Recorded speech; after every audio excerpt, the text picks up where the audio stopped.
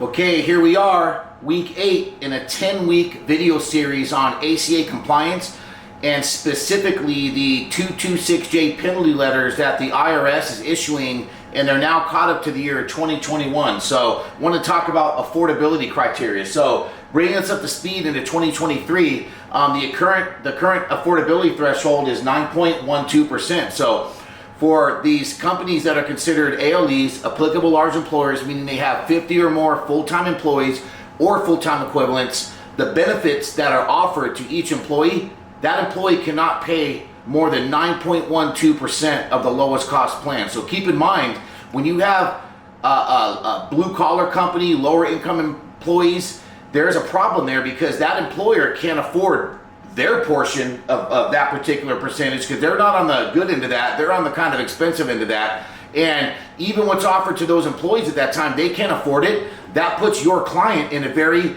particular position that the IRS loves, because if they can't afford it, they just don't offer it. You as the employee benefit advisor, you need to come up with a strategy to protect them, which is why you need to talk to us here at Evolve Benefits, because we have minimum essential coverage plans. We do have some plans that meet minimum value, and we have other strategies we can put in place to protect your client from these particular affordability assessments, which turn into the 226J letters. So coming up in the year 2024, the penalty goes up from $4,320 per employee that gets a subsidy or premium tax credit. It bumps up to $4,460 per employee that gets a premium tax credit. So those are the penalties that your group and your client is going to have to pay, which specifically is penalty B, by the way. Penalty B is basically regarding each employee that goes and gets a subsidy. So we have a lot of time to get ahead of this. And again,